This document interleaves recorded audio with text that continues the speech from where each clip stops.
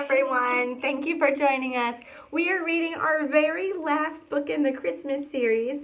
It's The Night Before Christmas. And this is one of my favorites because look how kind of beat up this book is. Can you see this? This was my book as a child. It was my golden book. So it's seen a lot of love. I think I even wrote Mrs. Branch in here when I was a classroom teacher. So it's seen a lot of love, but you could use any version of The Night Before Christmas.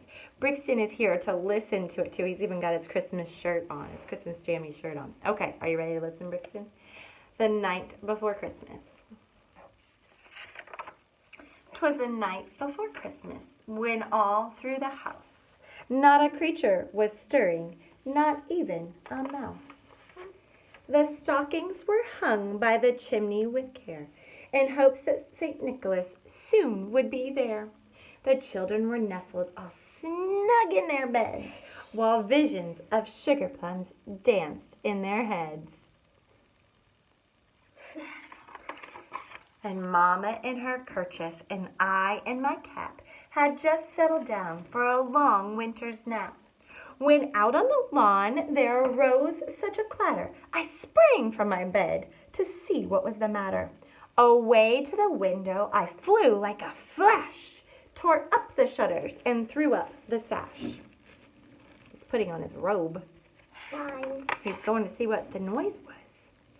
The moon on the breast of the new fallen snow gave a luster of midday to objects below, when what to my wondering eyes should appear but a miniature sleigh and 8 tiny reindeer, with a little old driver so lively and quick, I knew in a moment it must be Saint Nick. Who is Saint Nick? Santa. More rapid than eagles his coursers they came, and he whistled and shouted and called them by name. Now Dasher, now Dancer, now Prancer and Vixen, on Comet, on Cupid, on Donner and Blitzen, to the top of the porch, to the top of the wall. Now dash away, dash away, dash away all. As dry leaves that before the wild hurricane fly, when they meet with an obstacle, mount to the sky. So up to the housetop the coursers they flew, with a sleigh full of toys, and St. Nicholas too. And then in a twinkle I heard on the roof the prancing and pawing of each little hoof, as I drew in my head and was turning around. Down the chimney St. Nicholas came with a bound. He was dressed all in fur from his head to his foot, and his clothes were all tarnished with ashes and soot, and a bundle of toys he had flung on his back. He looked like a peddler just opening his pack. His eyes, how they twinkled, his dimples, how merry. His cheeks were like roses, his nose like a cherry. His droll little mouth was drawn up like a bow, and the beard on his chin was as white as snow. The stump of a pipe he held tight in his teeth, and the smoke it encircled his head like a wreath.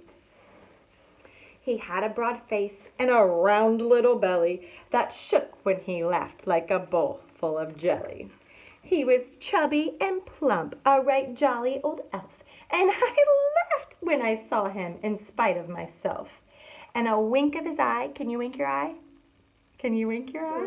No. And a twist of his head soon gave me to know I had nothing to dread. He spoke not a word, but went straight to his work, and filled all the stockings, then turned with a jerk, and laying his finger aside of his nose, and giving a nod, up the chimney he rose. Look at him. He went right up the chimney. Did he jump up the chimney? It was magic. He sprang to his sleigh, on his team gave a whistle. Can you whistle? Can you do it? And away they all flew like the down on a thistle. But I heard him exclaim as he drove out of sight, Happy Christmas to all, and to all a good night.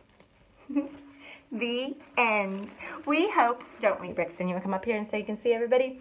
We hope you have a very, very Merry Christmas. Thanks for listening.